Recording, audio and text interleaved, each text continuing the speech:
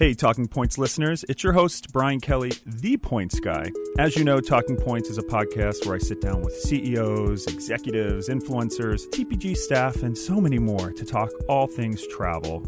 On this episode of Talking Points, the hysterical and whip-smart comedian and actress Heather McMahan joins me. Heather, thanks for joining us. Thanks for having me. And for anyone who doesn't already, Heather is one of the funniest people on Instagram, so follow right now at Heather K. McMahan. Heather K. McMahan. Now that we have that out of the way, Heather, so we met each other on Instagram. Yes. And then I think we first actually met at the TPG Awards on the red carpet. I think there's actually a photo of us. Yes, like having that embrace. Oh, my gosh. So instantly we connected. I think we share a lot of the same interests. Food, wine, and then, of course, travel. I mean, I am truly trying to, live my best life these days, and I am on the go. You'll be so proud of me. I just got my silver medallion status on Delta. And earned the hard way. And I earned it the hard way, and I'm just like... Have you ever gotten a gold? No. But... Well, because before you met me, you weren't a points girl. No, I wasn't a points girl. I didn't even understand.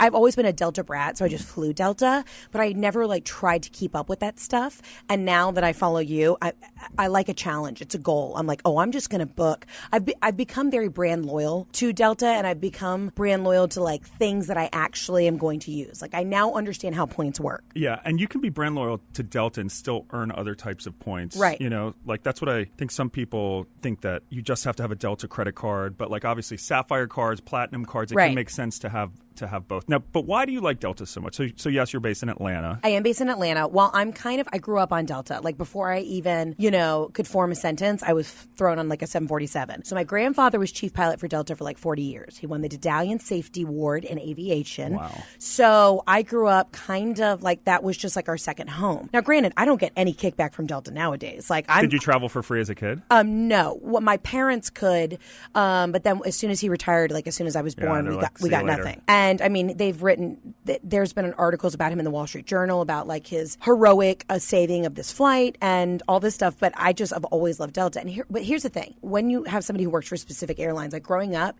he would not allow us to fly certain other airlines. And I won't throw those under the bus now because they've either gone out of business or they've been acquired. Well, then he was obviously right. Yeah, he would be like, listen, I know the engineers. I know who takes care of those planes. Don't get on those. With Delta, you're probably spending a little bit more. Mm-hmm. That's my biggest thing. People are always like, well, Delta's more expensive. I'm like, yeah, but I'd rather pay a little bit more to know that I'm getting there the safest way possible. And also Delta, I mean, I've actually been flying Delta more lately. I know you appreciate me coming to the Delta side of things. But Delta, I mean, they're just a better run airline. Right. Employee-wise, flight attendants are generally nicer. I got rejected from the flight attendant program. Are you I didn't know this. Oh, yeah. So 3 years. And you still love Delta. And I still love that. That is brand loyalty. So 3 years ago, I was like, you know what? Screw it. I'm just going to apply for fun. First of all, you would be such an amazing flight attendant. So great. And they rejected me. And you would be going viral every safety video. They're like, Heather, enough. Oh, no. I'd literally be so savage. I'm like, sir, if you don't turn off that iPhone, I swear to God, I'm going to whip off my hoops and crack your neck. I don't play. Put your feet down. Okay. I was in first class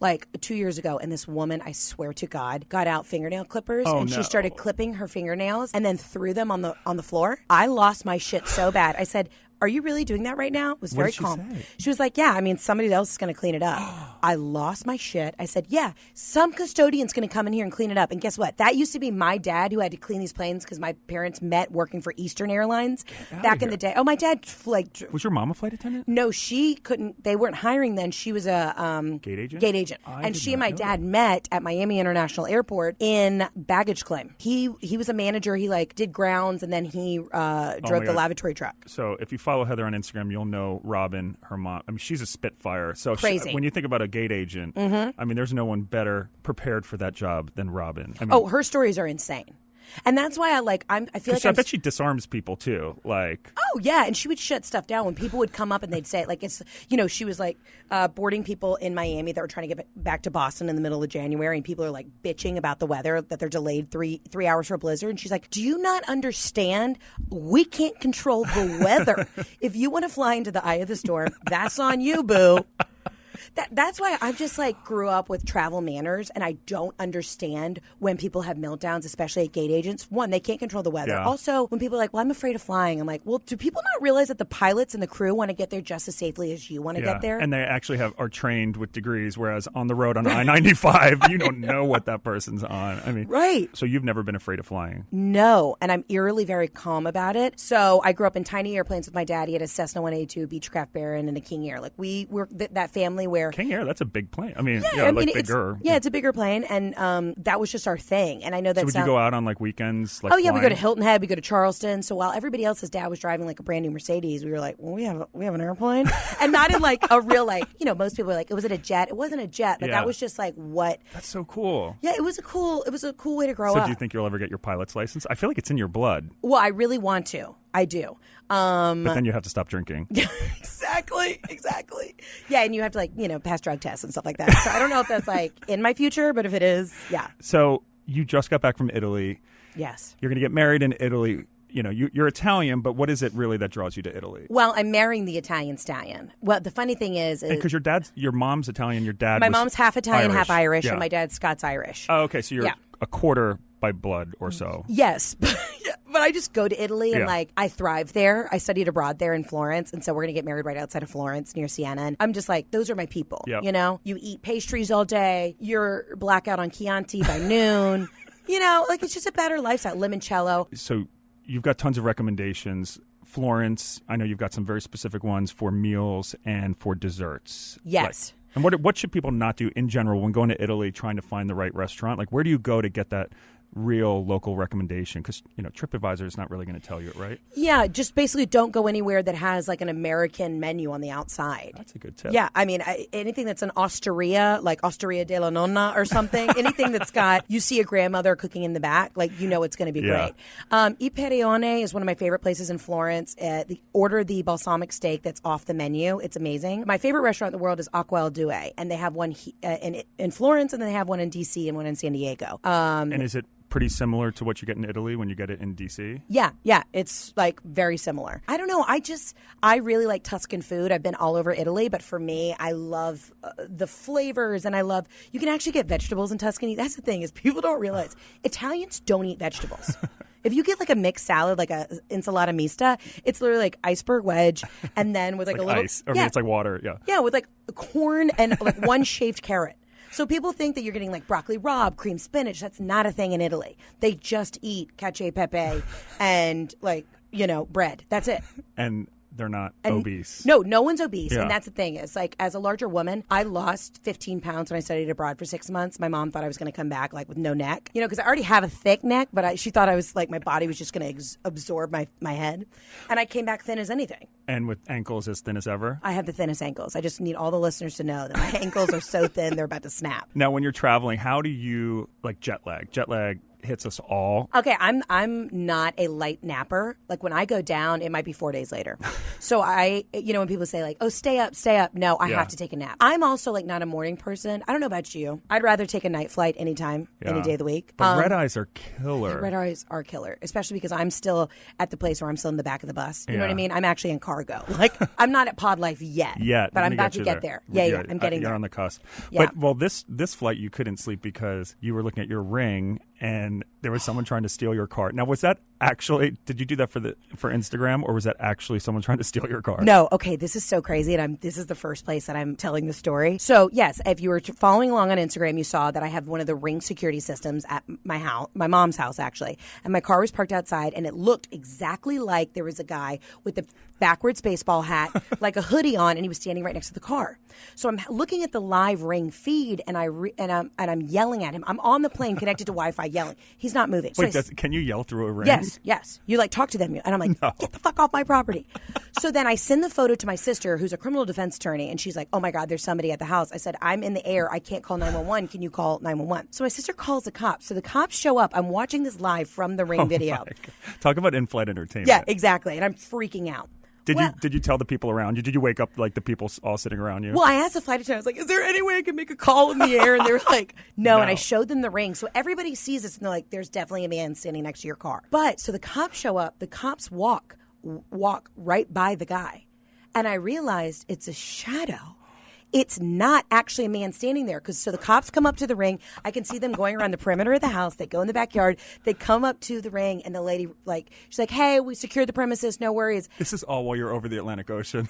All while I'm about to land in Italy. When you're packing for the airport for a week in Italy, like what's going in the suitcase? So I'm a carry-on only kind of girl.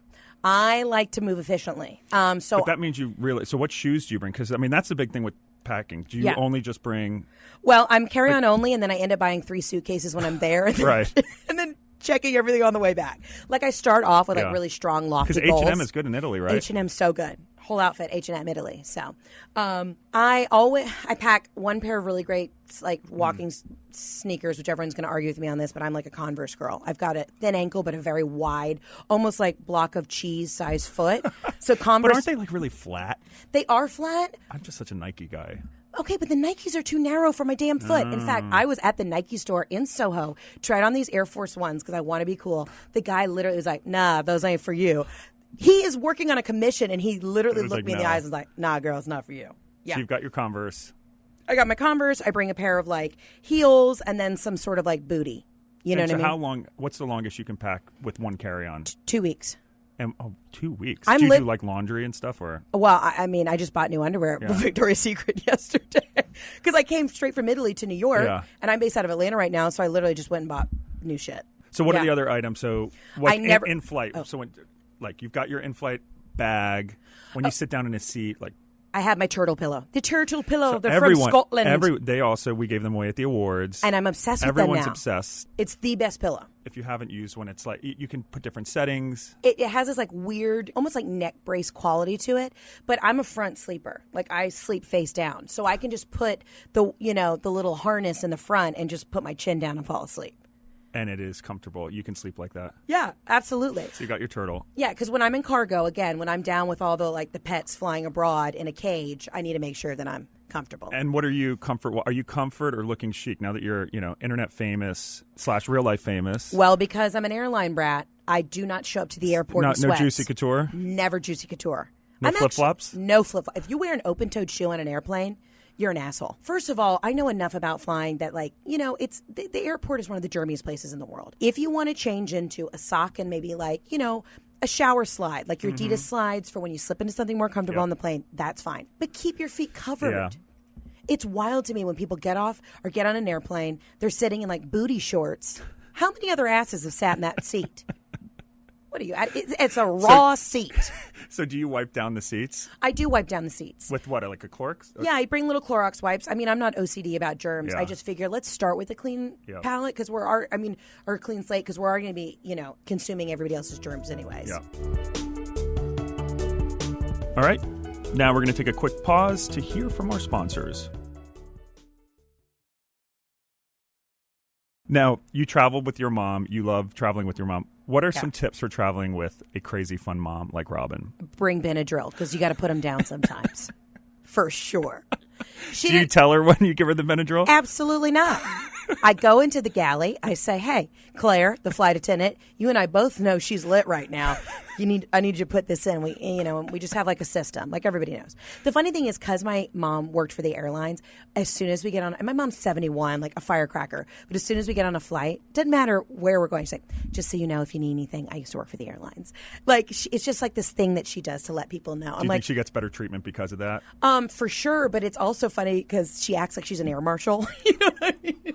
Like Robin could take someone down. Easy. Yeah, she's no BS. No BS. The world needs more Robins. We sat on that flight to Italy and we laughed our asses off just looking at the ding-dongs that were coming on that plane in flip-flops. And you know what? Listen, these men who wear these gray sweatpants with no underwear, it's inappropriate on a flight. If I'm sitting... Well, I don't know. I don't understand what you're talking about. Well, listen, everybody likes to look every once in a while, but I need you to wear underwear. Just wear underwear. That's a simple request. So what are some other rules, that the general public needs to...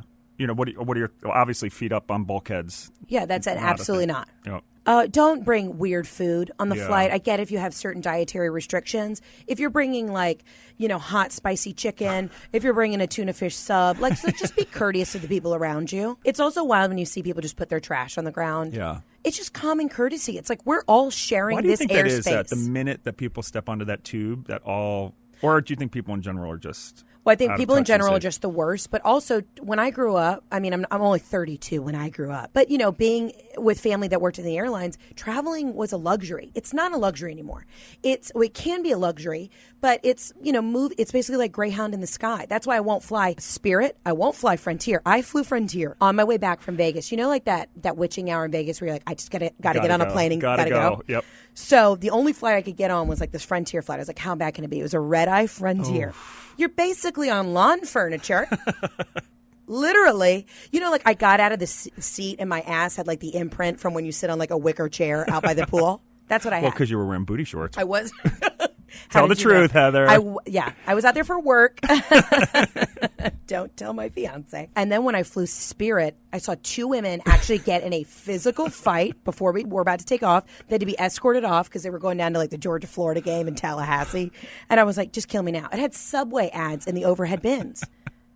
Did they serve Subway on the flight? That would be a positive, wouldn't it? No, they didn't serve Subway, but it was like, and I had to learn this the hard way. So you buy your ticket for what, $75? You're like, oh, this is dirt cheap. I just need a one-way from like Baltimore down to Atlanta.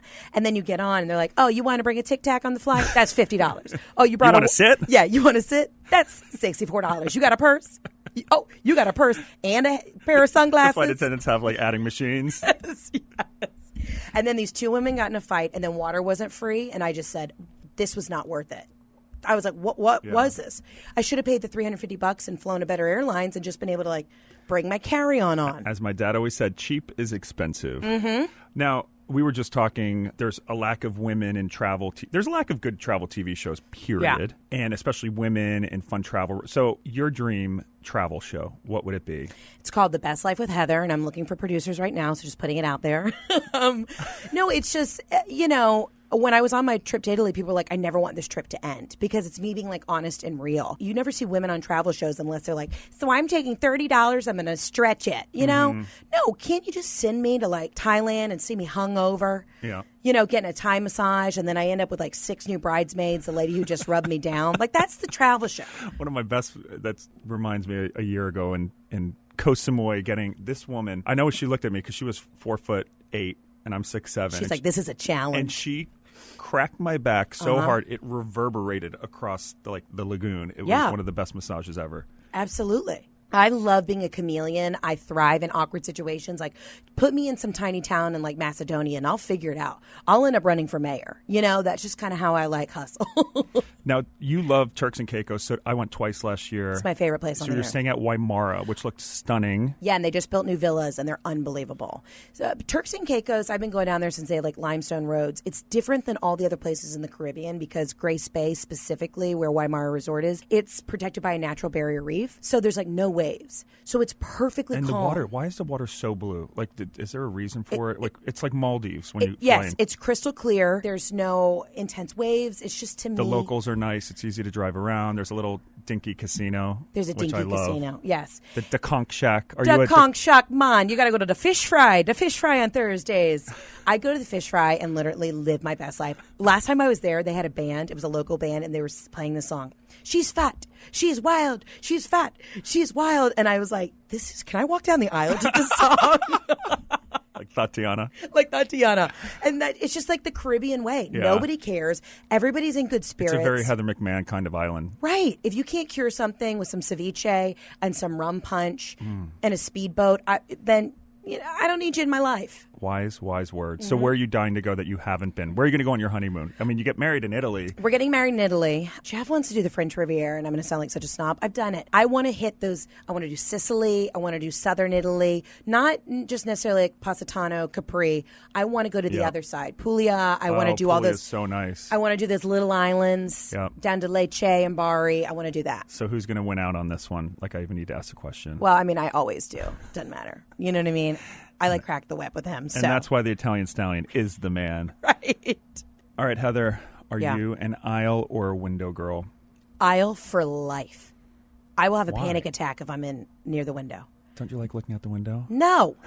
I want to look at it when I get there. I'm also 5'9", okay? I cannot cross my legs in an economy seat. I can't. I have the longest legs on the planet. We've got to get you in that pod life. I need the pod life. I mean, I hope I'm going to start getting upgraded because I'm silver medallion. I'll be platinum by the end of the summer, I swear to God. And now that you've been on this podcast, anyone at Delta Heather McMahan. I can provide you with her Sky Miles number. Yes.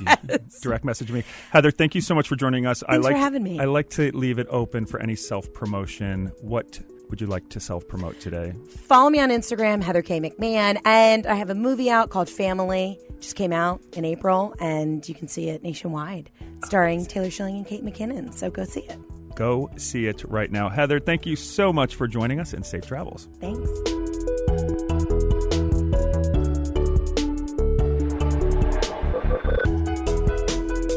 That's it for this episode of Talking Points. A huge thanks to the hilarious Heather K. McMahan. Again, I'm your host, Brian Kelly, and this episode was produced by Margaret Kelly and Caroline Chagrin, with editing by Ryan Gabus. Our theme music is by Breakmaster Cylinder. Special thanks to Christy Matsui, my legendary assistant. And if you've been enjoying Talking Points so far, thank you.